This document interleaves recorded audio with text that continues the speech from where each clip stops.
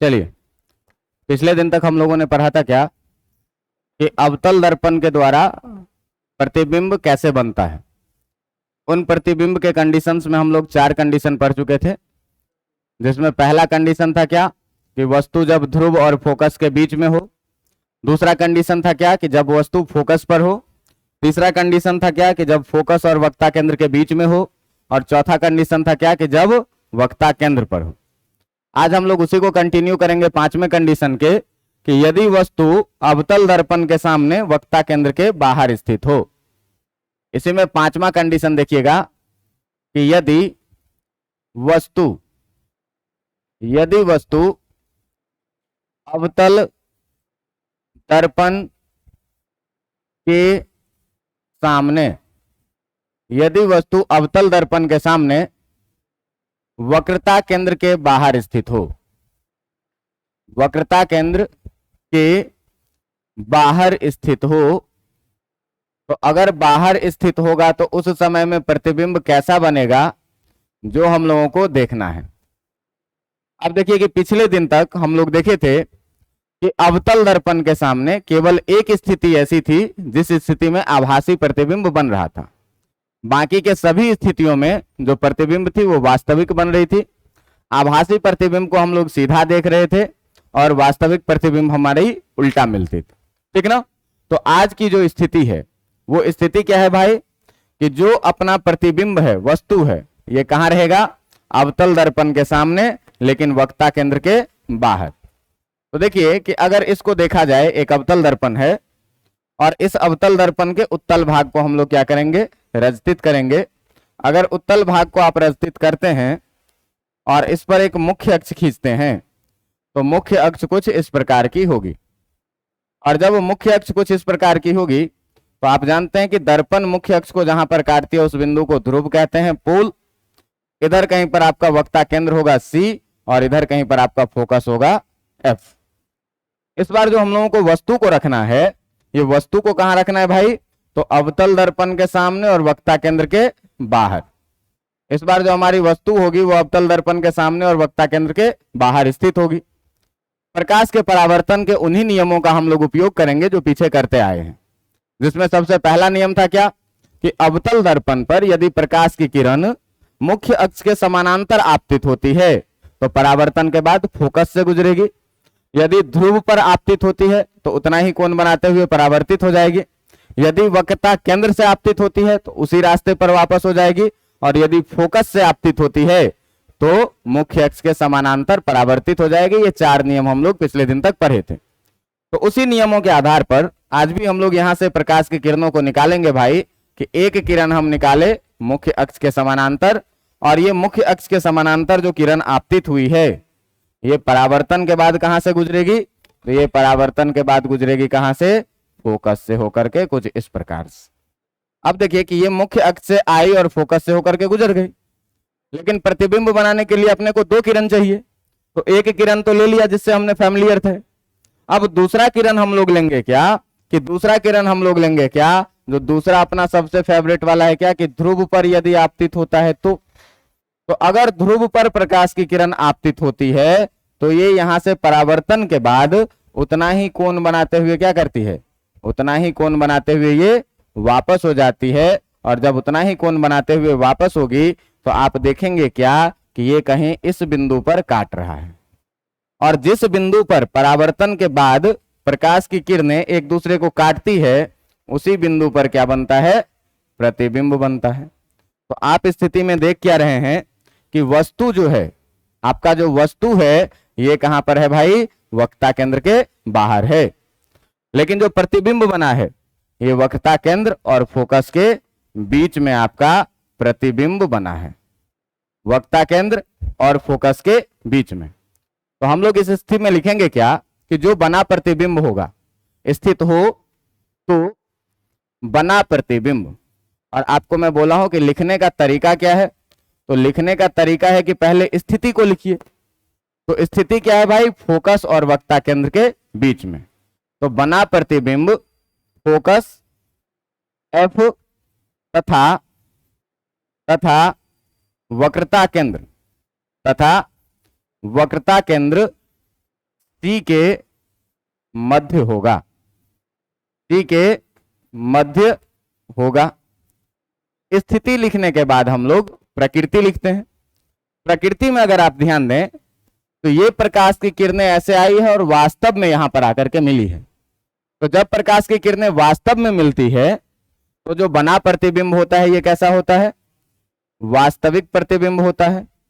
और वास्तविक प्रतिबिंब को आप देख भी रहे हैं कि वस्तु का मुंडी ऊपर की तरफ है लेकिन प्रतिबिंब का मुंडी नीचे की तरफ है। इसका मतलब ये जो बना प्रतिबिंब होगा क्या? उल्टा होगा। और वस्तु के आकार से कैसा होगा? वस्तु के आकार से कैसा है? तो वस्तु के आकार से कैसा होगा भाई? वस्तु के आकार से छोटा होगा, वस्तु के आकार से छोटा होगा। ये आपका एक कंडीशन था क्या कि वस्तु को अगर वक्ता केंद्र के बाहर रखेंगे तो बना प्रतिबिंब कहां? सी और एफ के बीच में, वास्तविक उल्टा और वस्तु के आकार का छोटा बनेगा। अब ध्यान देना है कि अब ध्यान दीजिएगा क्या कि यदि हम लोग लास्ट कंडीशन छठा बात करें कि यदि वस्तु अवतल दर्पण के सामने, यदि वस्तु अवतल दर्पण के सामने अनंत पर स्थित हो, कहां पर स्थित हो? अनंत पर स्थित हो। यदि वस्तु अवतल दर्पण के सामने अनंत पर स्थित हो तब हम लोगों को देखना है कि प्रतिबिंब कैसी बनेगी। तो आप सोचिए जरा सा दूसरा कंडीशन में जो हम लोग पढ़े थे कि प्रकाश की समानांतर किरणें अनंत पर जाकर के मिलती थी। तो अगर कोई प्रकाश की किरण अनंत से आ रही है तो वो भी कैसी किरण होगी? समानांतर किरण होगी। उसी का विपरीत सोचना है कि यदि प्रकाश की किरणें अनंत पर जाके मिलती है, समानांतर किरणें, तो अनंत से आ रही किरणें कैसी होगी? समानांतर होगी। बात समझ में आ रहा है? तो इस छठे कंडीशन में आप, बहुत ही आसान कंडीशन है और इस कंडीशन को जरा सा ध्यान से देखना है क्या कि अगर ये अपना एक अवतल दर्पण है और इस अवतल दर्पण का अगर हम मुख्य अक्ष का बात करें तो मुख्य अक्ष कुछ ऐसा है और इस मुख्य अक्ष के सामने में फोकस कहीं पर है इधर, वक्ता केंद्र है कहीं पर इधर। तो वस्तु तो अनंत पर रखी हुई है, तो अनंत से कैसी प्रकाश की किरणें आएगी भाई? समानांतर प्रकाश की किरणें आएगी। तो चलो अनंत से हम इस पर समानांतर प्रकाश की दो किरणें लाते हैं। और आप दोनों किरणों को देखिएगा क्या कि ये जो दोनों किरणें हैं, ये दोनों किरणें क्या हैं? तो ये दोनों किरणें जो है वो है क्या? अनंत से आ रही प्रकाश की समानांतर किरण। आ रही प्रकाश की कैसी किरण? प्रकाश की समानांतर किरणें। अनंत से आ रही प्रकाश की समानांतर किरणें हैं ये दोनों। और देखिएगा कि किरणें हैं तो अच्छी बात यह है कि मुख्य अक्ष के भी समानांतर है। तो अगर ये दोनों मुख्य अक्ष के समानांतर है भाई तो परावर्तन के बाद ये भी कहां से मिलेगा? फोकस से गुजरेगा। और ये भी कहां से गुजरेगा? फोकस से गुजरेगा। दोनों आकर के मिलेगा भी कहां पर? फोकस पर। तो जब फोकस पर मिलेगा तो जहां मिलता है वहीं पर क्या बनता है? इसका प्रतिबिंब भी बनता है। तो स्पष्ट ये बात देखना है क्या कि तब जो बना प्रतिबिंब होगा, तो बना प्रतिबिंब जो होगा आपका, तो बना प्रतिबिंब कहां पर होगा भाई? तो बना प्रतिबिंब होगा फोकस पर। और देखिए कि प्रकाश की किरणें वास्तव में आकर के मिली है यहां पर। ये परावर्तन के बाद फोकस पर आई है, ये भी परावर्तन के बाद कहां आई है? फोकस पर आई है। परावर्तन के बाद दोनों किरणें फोकस पर वास्तव में मिली है तो फोकस पर बनेगा। और इसका प्रकृति कैसा होगा? इसका प्रकृति होगा कैसा? वास्तविक। और वास्तविक प्रतिबिंब हमेशा उल्टा होता आया है, इसीलिए यह भी कैसा होगा? उल्टा। लेकिन यह जो है सो वस्तु के आकार से बहुत ज्यादा छोटा बनेगा। वस्तु के आकार से बहुत बहुत छोटा। कैसा? बहुत बहुत छोटा। और इस बहुत बहुत छोटा को अगर हम लोग बोलें तो एक लाइन में आप बोल सकते हैं क्या कि बिंदु के आकार का। कैसा? बिंदु के आकार का बनेगा। अब देखिए कि यहां से एक बहुत ही इंटरेस्टिंग क्वेश्चन आता है, सब्जेक्टिव क्वेश्चन।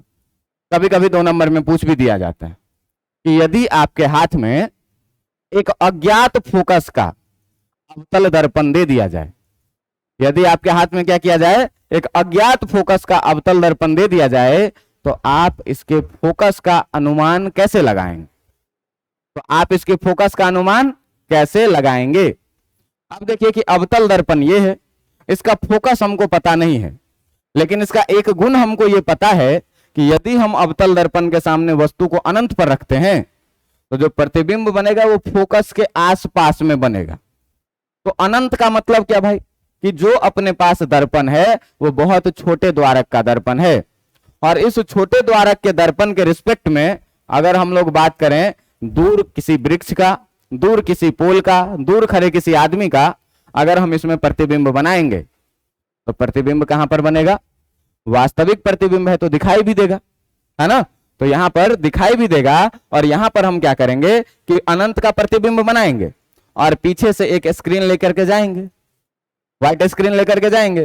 तो व्हाइट स्क्रीन लेकर के जाएंगे तो भाई अभी तक प्रतिबिंब नहीं बनेगा, अभी तक प्रतिबिंब नहीं, लेकिन जहां फोकस पर लेकर आएंगे तो हमको उस व्हाइट स्क्रीन पर क्या होगा? एक बिंदी सा प्रतिबिंब दिखाई देगा, और वही बिंदी वाला जो बिंदु होगा वो क्या होगा? इसका फोकस होगा। बात समझ में आ रहा है? तो ये थी अवतल दर्पण की पूरी प्रतिबिंब की कहानी कि अवतल दर्पण के द्वारा प्रतिबिंब कैसे बनता है। अब जो अपना अगला केस है उसमें है क्या कि उत्तल दर्पण के द्वारा प्रतिबिंब कैसे बनता है। तो जैसे हम लोग अवतल दर्पण में प्रकाश के परावर्तन को देखे, उसी तरीके से हम लोग उत्तल दर्पण में भी प्रकाश के परावर्तन के 4 नियमों को पढ़ेंगे, और 4 नियम में बिल्कुल इसी के जैसे है, लेकिन थोड़ी सी अलग है। तो थोड़ी सी अलग क्या होगी? तो देखिए आपका जो ये अवतल दर्पण है ये कन्वर्जिंग है, ये प्रकाश के किरणों को समेट के एक बिंदु पर लाती है। लेकिन उत्तल दर्पण के बारे में आप क्या पढ़ें कि वो कैसा है? डाइवर्जिंग है, ये प्रकाश की किरणों को क्या करती है? फैला देती है। अवतल दर्पण में फोकस सामने होता है, लेकिन उत्तल दर्पण में फोकस किधर होता है? पीछे होता है। तो इस सारे स्थिति को ध्यान में रखते हुए हम लोग जो अपना अगला कंडीशन देखेंगे वो अगला कंडीशन क्या देखेंगे? अगला कंडीशन देखेंगे कि उत्तल दर्पण द्वारा प्रकाश का परावर्तन, प्रकाश का परावर्तन। अब ये प्रकाश के परावर्तन को देखने के लिए हमको वही 4 नियम देखने होंगे जो 4 नियम हमने पीछे देखे थे। अब देखिए कि इसमें जो पहला नियम है, ये पहला नियम क्या कहता है कि भाई अगर अपने पास कोई एक उत्तल दर्पण है, उत्तल दर्पण कुछ ऐसा होगा, इसके अवतल सतह को हम लोग क्या करेंगे? रस्तित कर देंगे। इस उत्तल दर्पण का अगर हम लोग मुख्य अक्ष का बात करें तो इसका मुख्य अक्ष भी कुछ ऐसा होगा, और आप देखिए कि ये दर्पण जिस गोले का बना हुआ है ये गोला कुछ इस प्रकार का गोला होगा, ये गोला कुछ इस प्रकार का गोला होगा, और इस गोले के केंद्र का अगर हम लोग बात करें तो इस गोले का केंद्र कहीं इस बिंदु पर होगा, जिसे हम लोग क्या कहते हैं? वक्ता केंद्र कहते हैं। अच्छा, गोला का परफेक्टनेस देख रहे हो, है ना? चलो, कभी कभी संयोग होता है, अच्छा बन जाता है, ठीक ना? अधिकतर समय तो नहीं बनता है। तो देखिए कि गोला का जिधर केंद्र होगा उसी केंद्र को हम लोग क्या बोलते हैं भाई? उसी केंद्र को हम लोग क्या बोलेंगे? बहुत अच्छा बना है तो रहने देते हैं, है ना? तो इसी केंद्र को हम लोग क्या बोलते हैं? वक्ता केंद्र। और जहां पर दर्पण को मुख्य अक्ष काटती है वो क्या होती है? ध्रुव। और वक्ता केंद्र और ध्रुव के बीच में कहीं पर एक बिंदु होता है जिसे हम लोग क्या बोलते हैं? फोकस। तो अब देखिए कि अगर इस उत्तल दर्पण पर प्रकाश की समानांतर किरण आएगी मुख्य अक्ष के समानांतर, तो इसका प्रकृति है क्या कि ये प्रकाश को समेटेगा नहीं, ये प्रकाश को क्या करेगा? फैलाएगा। तो ये प्रकाश की किरण जो है, ये प्रकाश की किरण आपको लगेगी क्या कि ये यहां से जो है सो प्रकाश की किरण फैल करके चली जाएगी कहां पर? तो कुछ इस तरीके से जाती हुई आपको दिखेगी। लेकिन अगर इस तरह से जाती हुई दिखेगी ये प्रकाश की किरण, तो आपको लगेगा क्या कि ये कहां पर मिल रही है?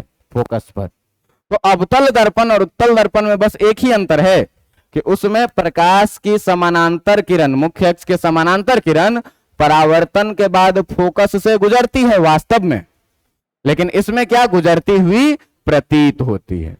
बात समझ में आ रहा है? तो पहला नियम यह है कि मुख्य अक्ष के समानांतर किरण अगर उत्तल दर्पण पे आएगी तो परावर्तन के बाद कहां से गुजरती हुई प्रतीत होगी? फोकस।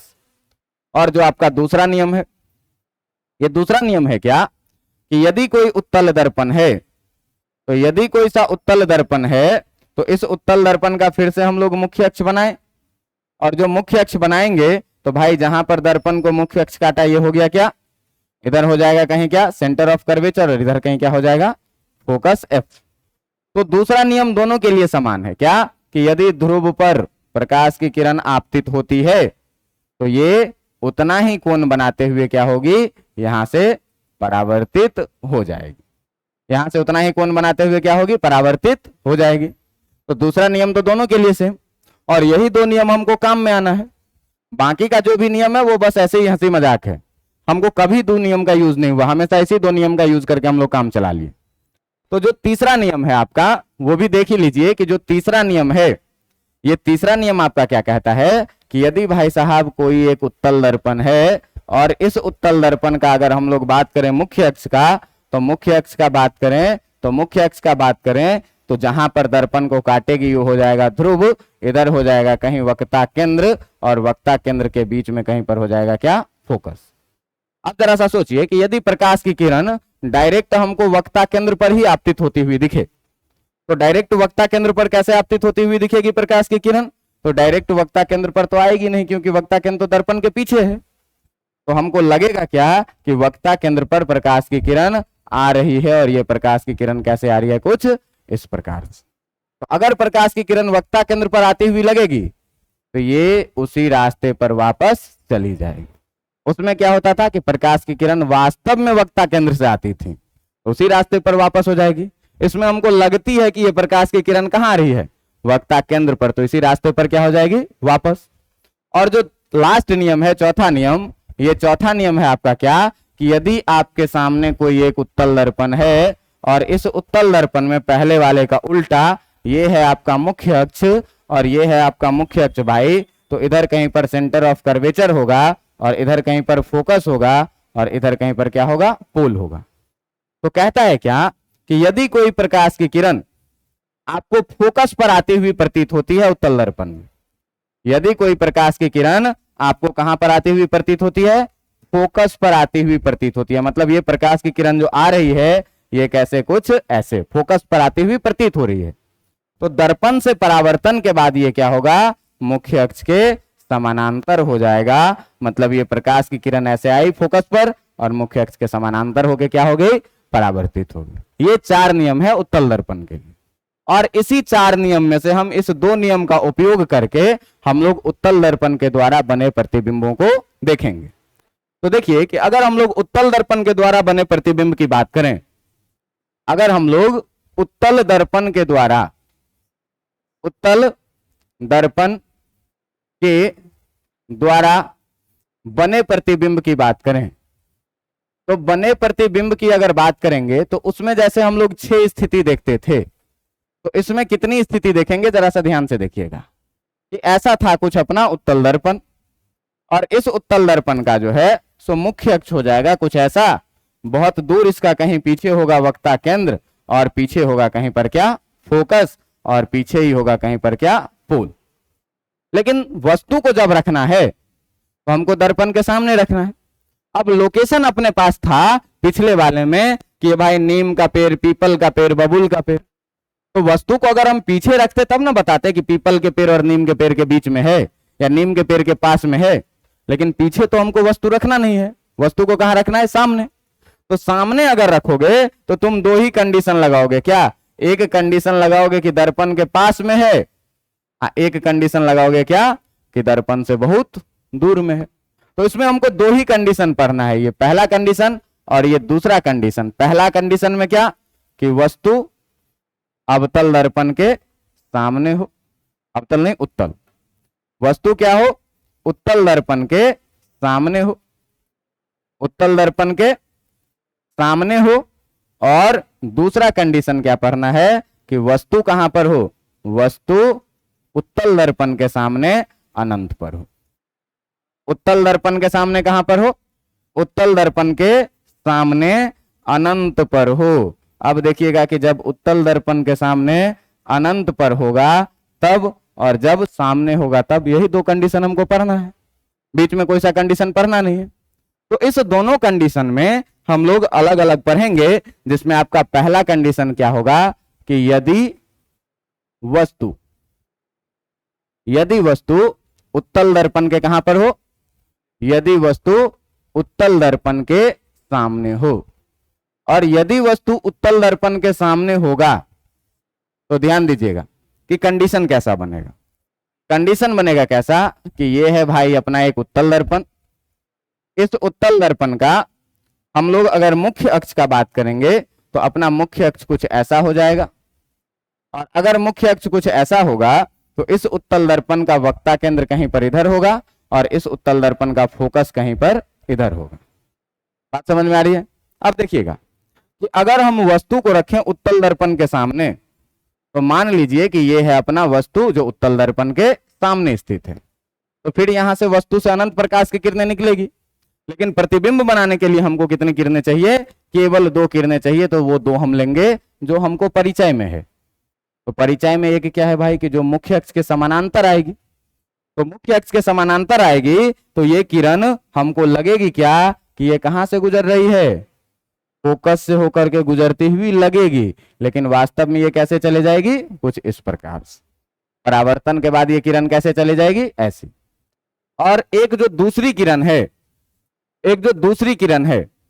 ये दूसरी किरण जो है तो आपको कहां पर लाना है? ध्रुव पर लाना है।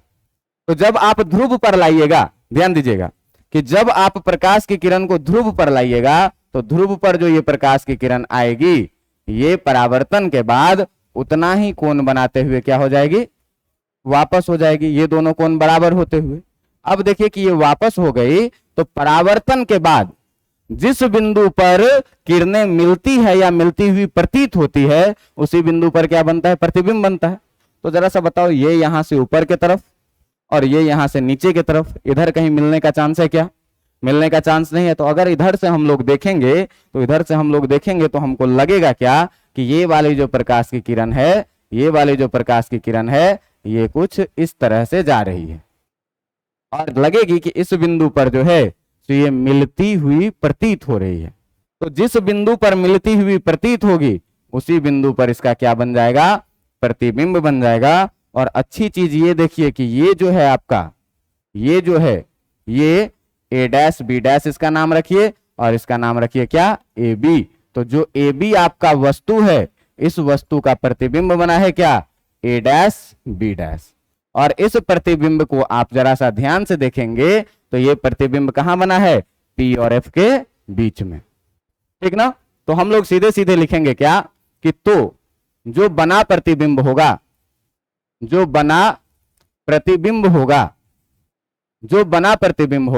वो कहां पर बनेगा? तो दर्पण के पीछे P तथा F के बीच। P तथा F के कहां पर? बीच में बनेगा। कैसा बनेगा भाई? तो मिलती हुई प्रतीत हुई है, और मिलती हुई प्रतीत होती है तो कैसी? और आभासी में कैसी बनी है? वस्तु का मुंडी ऊपर है तो प्रतिबिंब का भी मुंडी किधर है? ऊपर। तो अब देखो यहां से तुम कंक्लूजन निकाल सकते हो क्या कि वास्तविक प्रतिबिंब हमेशा ही उल्टा होता है और आभासी प्रतिबिंब हमेशा ही सीधा। चाहे समतल दर्पण था, चाहे अवतल दर्पण था, चाहे उत्तल दर्पण है, जहां भी आभासी प्रतिबिंब बन रही है तो कैसा बन रहा है? सीधा।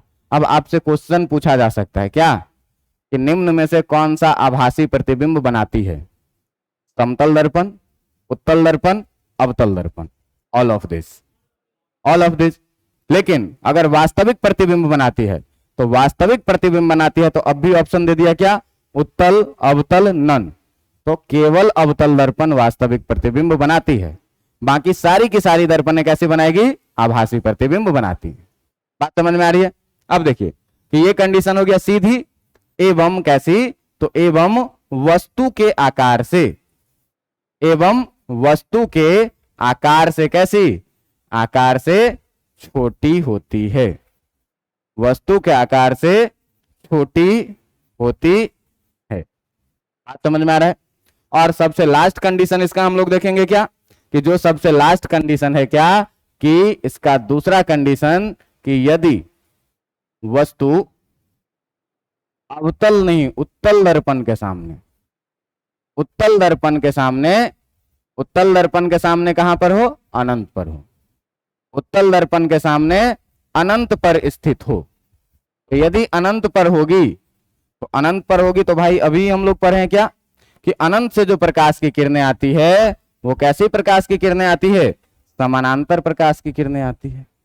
और अगर अनंत से समानांतर प्रकाश की किरणें आएगी तो वो कहां पर मिलेगी, मिलेगी कि मिलती हुई प्रतीत होगी, प्रतीत होगी। इधर कहीं मान लीजिए सेंटर ऑफ कर्वेचर, इधर कहीं मान लीजिए फोकस, और इधर कहीं मान लीजिए क्या, पोल।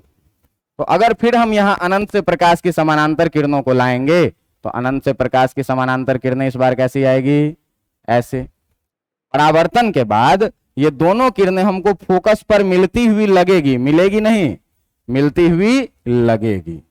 और परावर्तन के बाद एक्चुअल में जो है सो ये दोनों प्रकाश की किरण क्या होगी कि ये कुछ ऐसे डाइवर्ज हो जाएगी, ये वाली जो प्रकाश की किरण है ये कुछ इस प्रकार से डाइवर्ज होगी, और ये जो है ये कुछ क्या होगी, इस प्रकार से डाइवर्ज हो जाएगी। और देखेंगे आप ध्यान से अगर, तो आपको दोनों किरणों के बीच की दूरी लगातार बढ़ती हुई दिखेगी। तो अगर दोनों किरणों के बीच की दूरी लगातार बढ़ रही है भाई, इसका मतलब ये इधर तो कहीं मिलेगा नहीं। लेकिन अगर हम ऑब्जर्व करें इसको इधर से, अगर हम इसको ऑब्जर्व करें कहां से, इधर से, तो लगेगा क्या कि यहां पर जो है तो वस्तु का क्या बनेगा, प्रतिबिंब बनेगा। और ये प्रतिबिंब कैसा, तो ये जो किरण है ये क्या है, समानांतर प्रकाश की किरणें, अनंत से आती समानांतर प्रकाश की किरणें हैं ये। तो अनंत से जब भी आएगी तो कैसी किरण आएगी, अनंत से आती प्रकाश की समानांतर किरणें, प्रकाश की समानांतर किरणें। और जब भी समानांतर किरण आएगी तो समानांतर किरण कहां पर मिलती हुई लगेगी, फोकस पर, और फोकस पर ही इसका कैसा प्रतिबिंब बनेगा, आभासी। बात समझ में आ रहा है। तो बना प्रतिबिंब जो होगा, तो बना प्रतिबिंब, बना प्रतिबिंब फोकस पर, फोकस पर ऑब्वियस सा बात है, उत्तल दर्पण का फोकस दर्पण के पीछे होता है। फोकस पर कैसा, आभासी बनेगा। आभासी हमेशा कैसा बनता है, सीधा बनता है, एवं वस्तु के आकार के, एवं वस्तु के आकार से बहुत ही छोटी, एवं वस्तु के आकार से बहुत ही कितनी छोटी, और बहुत ही छोटी में भी क्या, तो बिंदु के जैसा, एकदम कैसा, बिंदु के आकार की, बिंदु के आकार की होगी, बिंदु के आकार की होगी। बात समझ में आ रहा है। अब देखिएगा ध्यान से, इसमें भी आपसे वही क्वेश्चन रिपीट कर सकता है। यदि आपके हाथ में एक उत्तल दर्पण दे दिया, तो अब उत्तल दर्पण दे दिया जाए तो इसका फोकस कैसा, तो आभासी प्रतिबिंब हमको जैसा आईना में दिखता है वैसा ही बिंदु दिखेगा, और हम लोग पता कर लेंगे। बात समझ में आ रहा है कि नहीं। तो ये पूरी की पूरी कंडीशन थी क्या, प्रतिबिंब का बनना। लेकिन अब आप अगर ध्यान दीजिएगा, अब आप अगर ध्यान दीजिएगा तो इस पूरे स्थिति में हम लोग देखें क्या कि कभी प्रतिबिंब वस्तु के आकार के बराबर बन रही है, कभी जो है सो बड़ी बन रही है, और कभी क्या बन रही है, छोटी। लेकिन कितना गुना बड़ा बन रहा है या कितना गुना छोटा बन रहा है ये हमारे जानकारी में अभी तक नहीं है। तो इस जानकारी के जानने के लिए हम लोग एक नया टर्म इंट्रोड्यूस करते हैं, जिस टर्म को क्या बोला जाता है, जिस टर्म को बोला जाता है क्या, आवर्धन। जिसको क्या बोला जाता है, आवर्धन। इसको इंग्लिश में क्या बोलते हैं, मैग्निफिकेशन। और मैग्निफिकेशन को डिनोट किया जाता है किससे, स्मॉल एम से। बात समझ में आ रही है। तो कहेगा क्या, तो मैग्निफिकेशन आवर्धन के बारे में कहता है क्या कि यह दर्पण के द्वारा, यह दर्पण के द्वारा बने वस्तु की ऊंचाई एवं प्रतिबिंब की ऊंचाई, ठीक ना। वस्तु, यह दर्पण के द्वारा बने प्रतिबिंब की ऊंचाई, प्रतिबिंब की ऊंचाई, प्रतिबिंब की ऊंचाई एवं वस्तु की ऊंचाई का अनुपात होता है, एवं वस्तु की ऊंचाई का क्या होता है, वस्तु की ऊंचाई का अनुपात होता है। अब ध्यान देना कि अगर अनुपात होता है तो हम लोग लिखेंगे क्या कि जो आवर्धन होगा, जो आपका आवर्धन होगा, ये जो आवर्धन आपका लिखाएगा, ये आवर्धन देखिएगा कि ऊपर में क्या लिखा हुआ है, तो प्रतिबिंब की ऊंचाई। तो ऊपर में हम लोग क्या लिखेंगे भाई, ऊपर में क्या लिखेंगे, प्रतिबिंब की ऊंचाई, और नीचे में क्या लिखेंगे, नीचे में लिखेंगे क्या, वस्तु की ऊंचाई। और अगर आप ध्यान दीजिएगा तो आवर्धन को m से डिनोट करेंगे, तो प्रतिबिंब की ऊंचाई हाइट ऑफ इमेज को hi लिखेंगे और हाइट ऑफ ऑब्जेक्ट को क्या लिखेंगे, ho। अगर आप ध्यान दें तो ऊपर भी ऊंचाई है और ऊंचाई को मापेंगे किसमें, मीटर में, और नीचे भी ऊंचाई है, इस ऊंचाई को भी किसमें मापेंगे, मीटर में। तो आप ध्यान से देखेंगे कि आवर्धन मीटर बट्टा मीटर, आपको कभी पढ़ाए थे अनुपात नाम का चीज बेसिक में। तो इस मीटर से मीटर क्या होगा, यूनिट कट जाएगा और इस प्रकार से आवर्धन का कोई मात्रक नहीं बचेगा। तो हम लोग लिखेंगे क्या कि आवर्धन एक मात्रकहीन राशि है। कैसी राशि है, मात्रकहीन राशि है। और जब मात्रकहीन राशि है भैया तो इसके बारे में कोई चर्चा ही नहीं करना है, मात्रक का, स्केलर, ठीक ना। अब देखो कि इतना जानकारी अगर आप रखते हैं तो आ जाइए थोड़ा सा साइन कन्वेंशन पर, और साइन कन्वेंशन के आधार पर हम लोग कुछ चीजों को धीरे धीरे बांटना शुरू करते हैं, ठीक ना। तो आवर्धन को आप प्रैक्टिकली कैसे फील कर सकते हैं, तो हम लोग जब कैमरा में, मोबाइल के कैमरा में फोटो खींचते हैं तो जूम करते हैं कि नहीं, और अगर जूम करते हैं तो इंटू 0.5 इंटू 1 इंटू 1.5 इंटू 2 आता है। तो ये इंटू 0.5 का मतलब क्या हुआ कि वस्तु जितनी बड़ी है उसके आधी आकार की तुम प्रतिबिंब बना रहे हो। बात समझ में आ रहा है। इंटू 1 का मतलब क्या कि बराबर बराबर, इंटू 1.5 का मतलब क्या कि 1.5 गुना ज्यादा बड़ा प्रतिबिंब बना रहे हो, इंटू 2 का मतलब क्या 2 गुना ज्यादा। अब मनीष सर का फोन रहेगा तो इंटू 100 करेंगे, इसका मतलब वस्तु के आकार के 100 गुना बड़ा तुम प्रतिबिंब बना रहे हो। तो आवर्धन का प्रैक्टिकल मीनिंग होता है ये। अब जरा सा ध्यान दीजिएगा कि आवर्धन का अगर हम साइज निकालने में यूज करेंगे तो हमारे पास चाहे उत्तल हो, चाहे अवतल हो, चाहे समतल दर्पण हो, इस दोनों ही स्थिति में प्रतिबिंब दो प्रकार की बनी है। प्रतिबिंब दो प्रकार के बनी है, कैसी, तो एक तो बनी है कैसी, वास्तविक प्रतिबिंब, एक बनी है कैसी, वास्तविक प्रतिबिंब, और एक बनी है कैसी, आभासी प्रतिबिंब। तो अगर भाई हम लोग वास्तविक प्रतिबिंब को देखें तो वास्तविक प्रतिबिंब जो है तो हमेशा ही मुख्य अक्ष के नीचे बनता था, और आभासी प्रतिबिंब हमेशा ही किधर बनता था, मुख्य अक्ष के, चाहे अवतल हो चाहे उत्तल हो। आप देखिए कि अगर हम यहां पर बात करें एक वस्तु और प्रतिबिंब का, तो अगर बात करेंगे कि वस्तु को हम लोग इधर रखते थे, ये हाइट ऑफ ऑब्जेक्ट था, तो जो इमेज बनता था वास्तविक प्रतिबिंब वो कहीं इधर बनता था, हाइट ऑफ इमेज। बात समझ में आ रहा है कि नहीं। अब तुम साइन कन्वेंशन पर आ जाओ। तो साइन कन्वेंशन पे मैंने तुमको क्या बताया है कि मुख्य अक्ष के ऊपर की मापी गई दूरियां धनात्मक होती है और मुख्य अक्ष के नीचे मापी गई दूरियां क्या होती है, ऋणात्मक। तो भाई साहब अगर हम लोग यहां m का मान लिखें तो m बराबर क्या पढ़ते हैं, height of image by height of क्या, देखो हाइट ऑफ इमेज कैसा लोगे और हाइट ऑफ ऑब्जेक्ट कैसा लोगे, पॉजिटिव। तो जब यहां पर तुम हाइट ऑफ इमेज नेगेटिव और बाय पॉजिटिव लिखोगे तो तुम्हारा रिजल्ट कैसा आएगा, नेगेटिव आएगा। इसका मतलब ये बात आपको दिमाग में डाल लेना है, दिमाग में डाल लेना है क्या कि वास्तविक प्रतिबिंब का, वास्तविक प्रतिबिंब का जो है, तो वास्तविक प्रतिबिंब का आवर्धन, वास्तविक प्रतिबिंब का आवर्धन कैसा होता है, तो वास्तविक प्रतिबिंब का आवर्धन हमेशा कैसा होगा, ऋणात्मक होता है। और ये पॉइंट को आप लोग इंपॉर्टेंट पॉइंट में गिनेंगे कि वास्तविक प्रतिबिंब का जब भी आवर्धन का बात हो तो कैसा आएगा, ऋणात्मक। क्यों कि वास्तविक प्रतिबिंब हमेशा जब हम वस्तु ऊपर रखते थे तो प्रतिबिंब किधर बनता था, नीचे। तो ऊपर को अगर पॉजिटिव लेंगे तो नीचे को क्या लेंगे, नेगेटिव लेंगे, और पॉजिटिव बाय नेगेटिव रिजल्ट क्या आएगा, नेगेटिव। इसका मतलब आवर्धन का मान हमेशा कैसा होगा। लेकिन आभासी प्रतिबिंब के केस में देखो कि आभासी प्रतिबिंब, अभी जो हम लोग पहला केस बनाए थे इसमें वस्तु भी थी ऊपर, हाइट ऑफ ऑब्जेक्ट, और इमेज भी इधर ही बनी थी, ये क्या, हाइट ऑफ इमेज। बात समझ में आ रही है कि नहीं। अब देखो कि ये भी पॉजिटिव प्रिंसिपल एक्सिस के ऊपर और ये भी कैसा, पॉजिटिव प्रिंसिपल एक्सिस के ऊपर।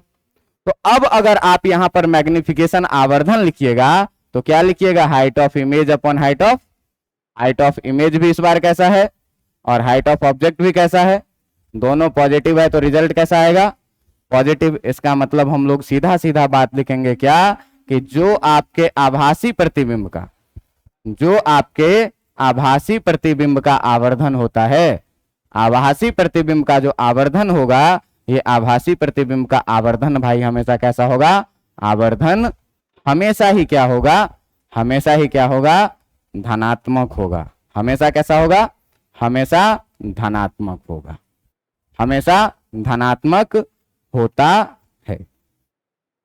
ये 2 पॉइंट याद रहेगा। अब देखो कि हम एक किसी तीसरे प्रतिबिंब के लिए, किसी भी वास्तविक या आभासी के लिए हम लोग लेकर के देखते हैं कि आवर्धन का एक और फॉर्मूला बनता है। अभी तक हम लोग क्या देखे कि वास्तविक प्रतिबिंब, आभासी प्रतिबिंब, वास्तविक प्रतिबिंब के लिए आवर्धन हमेशा कैसा और आभासी के लिए हमेशा आवर्धन कैसा, धनात्मक। अब देखिए कि आपको हम यहां से दिखाना चाहते हैं एक और आवर्धन का फॉर्मूला। तो जरा सा आप ध्यान दीजिएगा कि हम एक रे डायग्राम ड्रॉ कर रहे हैं और इस रे डायग्राम में हम चाहते हैं आपको दिखाना ये कि किसी भी वस्तु का एक प्रतिबिंब बनाते हैं और इस बार वस्तु की ऊंचाई और प्रतिबिंब की ऊंचाई अपने पास दी हुई रहेगी। तो अगर ये मान लीजिए कि एक कोई सा कनकेव मिरर है और इस कनकेव मिरर का यहां पर मान लीजिए क्या कि आपका फोकस है, यहां पर मान लीजिए कि आपका क्या है, पोल है, और वस्तु, अच्छा यहां सेंटर ऑफ कर्वेचर है और यहां पर क्या है, पोल है। मान लीजिए कि वस्तु को थोड़ा देर के लिए हम लोग कहां पर रखे, वस्तु को रखे हम लोग, वस्तु को हम लोग रखे कहां पर, तो भाई वस्तु को रखे हम लोग सी के बाहर, और इस वस्तु की जो ऊंचाई दी हुई है ये कितनी दी हुई है, हाइट ऑफ ऑब्जेक्ट के बराबर। बात समझ में आ रही है। अब ध्यान देना कि अगर इसके प्रतिबिंब का हम लोग बात करेंगे तो इसका प्रतिबिंब कैसा बनेगा भाई, समानांतर किरण आएगा, ठीक ना, और ये समानांतर किरण कहां से गुजर जाएगा, फोकस से होकर के गुजर जाएगा, और एक किरण आएगी ऐसे पोल पर और ये उतना ही कोण बनाते हुए यहां से क्या होगा, ऐसे परावर्तित हो जाएगा, और इस बिंदु पर कहीं पर जो है सो क्या बनेगा, इस बिंदु पर कहीं पर जो है सो क्या बन जाएगा, आपका प्रतिबिंब बन जाएगा। और मान लीजिए कि इस प्रतिबिंब की जो ऊंचाई है वो किसके बराबर में है, हाइट ऑफ इमेज के बराबर। हम लोग अभी तक जानते हैं क्या कि जो आपका मैग्निफिकेशन होगा ये height of image upon height of object के बराबर। देखिएगा यहां पर जो नियम हुआ है कि ये जितना कोण बनाते हुए आएगा उतना ही कोण बनाते हुए जाएगा। अगर वस्तु यहां से 90 डिग्री पर है तो प्रतिबिंब भी यहां से कहां पर होगी, इसका नाम रख लीजिए आप ए बी और इसका नाम आप रख लीजिए क्या, ए डैश बी डैश। बात समझ में आ रहा है। और आप देखिए त्रिभुज ए बी पी तथा त्रिभुज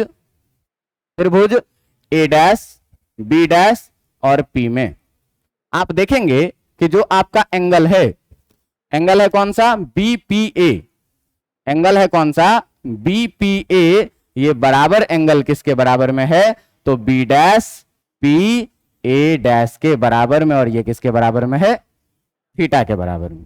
और अच्छी बात ये देखिएगा कि दूसरा एंगल जो है आपका बी ए पी बाप बराबर बी डैश ए डैश पी, और ये दोनों किसके बराबर में है, 90 डिग्री के बराबर में। तो आप अगर ध्यान से देखिएगा कि ए समरूपता से अगर हम लोग बात करें, ए समरूपता से अगर बात करें तो ए समरूपता से जो आपका त्रिभुज ए बी सी है ये समरूप हो जाएगा किसके, त्रिभुज ए डैश बी डैश पी के, हो जाएगा कि नहीं।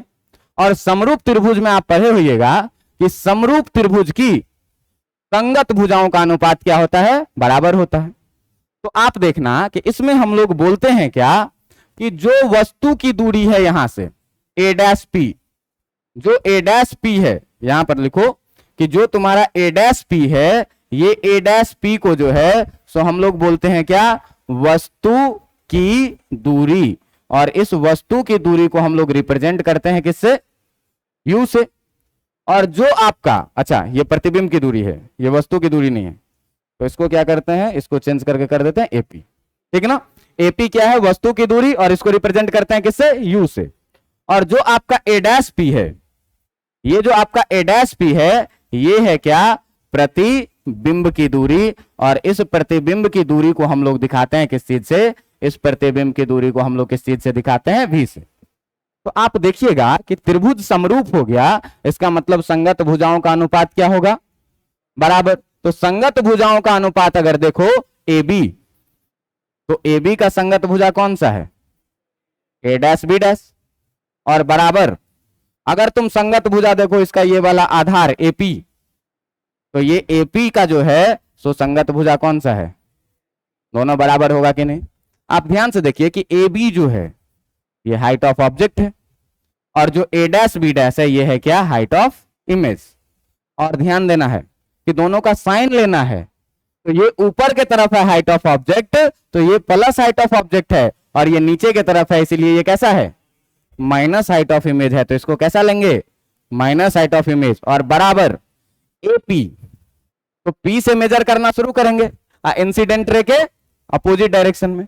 तो ए पी जो है ये भी, ये यू जो है इस यू को भी साइन में क्या लेंगे, पॉजिटिव के नेगेटिव, नेगेटिव लेंगे, तो ये कितना हो जाएगा।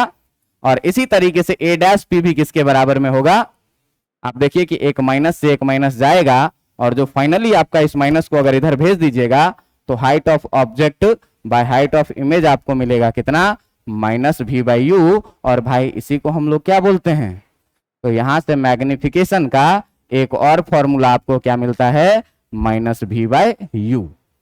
और अगर इस दोनों फॉर्मूला को आप मिला करके लिखेंगे, तो मिला करके लिखेंगे तो आप सीधे एक लाइन में याद रखिए क्या, कि m बराबर height of image by height of object, ये लिखते थे height of object by image, यहां उल्टा लिख दिए हैं, ठीक ना। तो यहां u बाय भी लिखे हैं, अच्छा यहां पर चलो यहां उल्टा है तो कोई बात नहीं, इधर रेसिप्रोकल कर दिए, इधर भी रेसिप्रोकल हो गया, ठीक ना। तो इसको क्या करते हैं, हाइट ऑफ इमेज करते हैं, और इसको क्या करते हैं, हाइट ऑफ ऑब्जेक्ट। इधर पलट दिए तो इधर भी v बाई यू हो गया, ठीक ना, दोनों तरफ क्या किए, पलट दिए, तो m इक्वल टू कितना आ गया, minus v by u. Clear है, यहां पर जो चीज आया इसको इधर भी पलट दिए तो इधर भी क्या किए, पलट दिए, यही चीज आ गया। अब देखिए ध्यान से कि अगर हमको ये लिखना है तो क्या लिखेंगे, height of image upon height of object, और यही किसके बराबर में होता है, माइनस v बाय यू के बराबर में। ये मैग्निफिकेशन याद रखना है। अब देखिए कि मैग्निफिकेशन पॉजिटिव भी हो सकता है, नेगेटिव भी हो सकता है, मतलब जीरो से इन्फानाइट तक और जीरो से माइनस इन्फानाइट तक, बात समझ में आ रहा है।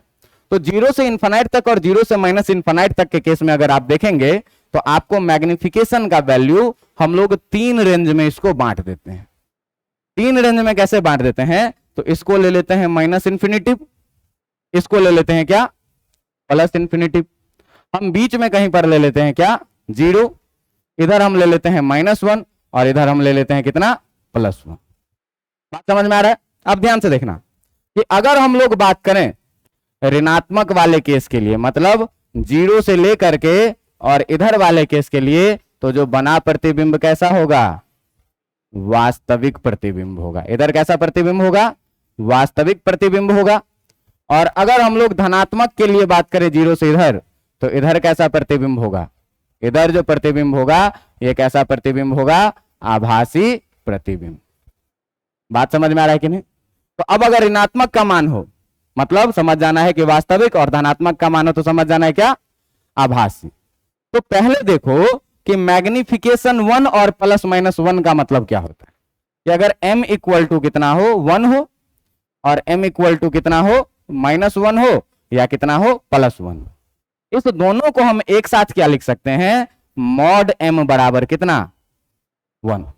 बात समझ में आ रहा है। इस दोनों को हम क्या लिख सकते हैं, मॉड m बराबर, तो m बराबर कितना, +-1। अब देखो कि मॉड m का मतलब क्या हुआ, कि height of object, height of image और बाय हाइट ऑफ ऑब्जेक्ट का मॉड जो होगा वो किसके बराबर में होगा, 1 के बराबर में। मॉड्यूलस का एक प्रॉपर्टी है जिससे आप इसको अलग अलग भी कर सकते हैं, और ये किसके बराबर में होगा, हाइट ऑफ ऑब्जेक्ट को इधर भेज दोगे तो हाइट ऑफ इमेज का जो मॉड होगा वो हाइट ऑफ ऑब्जेक्ट के क्या होगा, मतलब मैग्निफिकेशन का मॉड 1 है, तो +1 भी हो सकता है, -1 भी हो सकता है। तो इस दोनों ही स्थिति में जो प्रतिबिंब की ऊंचाई और वस्तु की ऊंचाई होगी ये क्या होगी, बराबर होगी। अगर -1 है तो वास्तविक होगी, अगर +1 है तो कैसी होगी। बात समझ में आ रहा है कि नहीं आ रहा है, बात समझ में आ रहा है। तो देखो +1 -1 ले लिए। अब जरा सा इस दोनों के बीच में बात करते हैं, है ना, -1 से लेकर के 1 तक, ये था आपका क्या, केस 1। ये था क्या, केस 1 कि अगर m इक्वल टू -1 + 1 हो। अब केस 2 में जो हम लोग ले रहे हैं, केस 2 में हम लोग ले रहे हैं क्या, कि जो ये हो मैग्निफिकेशन, ये -1 से बड़ा हो और 1 से कितना हो। इसी स्टेटमेंट को हम दूसरे लैंग्वेज में क्या लिख सकते हैं, मॉड m लेस देन कितना, मॉड m कितना हो, 1 से छोटा, मतलब -1 से 1 के बीच में। अब ध्यान दीजिएगा, मॉड m का मतलब क्या, कि height of image by height of object का मॉड। अलग अलग करेंगे तो कितना आ जाएगा, height of image by height of object का अलग अलग मॉड लेस देन कितना, इसको इधर भेज दो, तो हाइट ऑफ इमेज जो होगा वो लेस देन क्या होगा, हाइट ऑफ ऑब्जेक्ट। मतलब वस्तु बड़ा रहेगा और प्रतिबिंब कैसा रहेगा, छोटा। अब अगर 0 से -1 के बीच में रहा तो नेगेटिव, मतलब वास्तविक प्रतिबिंब और छोटा प्रतिबिंब। और अगर 0 से 1 के बीच में रहा, इसका मतलब आभासी प्रतिबिंब और छोटा प्रतिबिंब। तो देखो -1 + 1 हो गया, इसके बीच का रीजन हो गया। अब बचा क्या, +1 के बाहर और -1 के अंदर। तो इसके लिए आप देखिए क्या, केस 3। इसके लिए आप क्या देखिए, केस 3। और केस 3 में आपको क्या कह रहा है कि जो -2 हो, -2 से बड़ा हो m का वैल्यू, छोटा हो।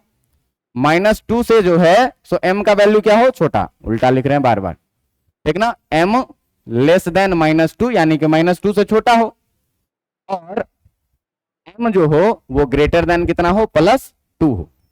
तो इस कंडीशन को हम लोग एक लाइन में क्या लिख सकते हैं, मॉड m ग्रेटर देन कितना, 1। अभी सारा चीज हम ग्राफ से समझा देंगे। अब देखो फिर से उसको वही लिखेंगे, height of image by height of object का मॉड कितना, ग्रेटर देन 1, यानी कि हाइट ऑफ इमेज का mod by height of object का मॉड ग्रेटर देन कितना, 1। इसका मतलब कि जो हाइट ऑफ इमेज का मॉड होगा वो ग्रेटर देन क्या होगा, हाइट ऑफ, मतलब इस बार ऑब्जेक्ट छोटा और इमेज क्या। तो अगर -2 से छोटा है तो नेगेटिव है, रियल इमेज, और छोटा इमेज बड़ा इमेज। और अगर क्या बोल रहे हो, कौन सा, ये माइनस, अच्छा 2 लिख दिए दोनों जगह, -1 से छोटा और +1 से बड़ा, -1 से छोटा और +1 से बड़ा। अब देखो कि इस चीज को कहोगे कि सर ये कैसे लिख दिया, तो जरा सा मॉड का ग्राफ अगर तुम लोग देखे हुए हो तो एक लाइन में देख लो कि मॉड का ग्राफ जो होता है, जो मॉड का ग्राफ होता है, ये मॉड का ग्राफ कैसा, वी शेप का होगा। ये होता है आपका क्या, y = x, और ये होता है क्या आपका y = -x। इसमें क्या करिए, आप y = 1 का लाइन ड्रॉ कर दीजिए। तो एक बार काटा किस पे, -1 पे, एक बार काटा किस पे, +1 पे। तो y = 1 का मतलब ये जो ग्राफ है ये किसका है, y = mod x का। तो y = 1 का मतलब कितना हुआ, mod x = तो x = कहां कहां काटा, +-1 पे। अब देखो कि अगर हमको +1 से -1 के बीच में लेना है, तब जो ग्राफ है +1 से -1 के बीच में ये 1 से छोटा है, y = 1 से नीचे का पोर्शन है, इसका मतलब ये कैसा पोर्शन है, छोटा। तो इस वाले पोर्शन को जो हम लोग लिखेंगे, इसको क्या लिखेंगे, मॉड m लेस देन 1। लेकिन अगर हमको 1 से बड़ा का पोर्शन चाहिए, तो 1 से बड़ा पोर्शन एक तो ये वाला है और दूसरा कौन सा है, तो इस दोनों पोर्शन को अगर आप एक साथ लिखिएगा तो क्या लिखिएगा, मॉड m ग्रेटर देन कितना। बात समझ में आ रहा है कि नहीं। तो यही पूरी की पूरी कंडीशन थी किसकी, मैग्निफिकेशन की। इतना पढ़ के आइएगा, और पढ़ के आइएगा तो अगले दिन हम लोग मिरर फॉर्मूला पढ़ने के बाद इस पूरे कॉन्सेप्ट पर बेस्ड अच्छा न्यूमेरिकल्स देखेंगे। ठीक है, काफी आज के लिए।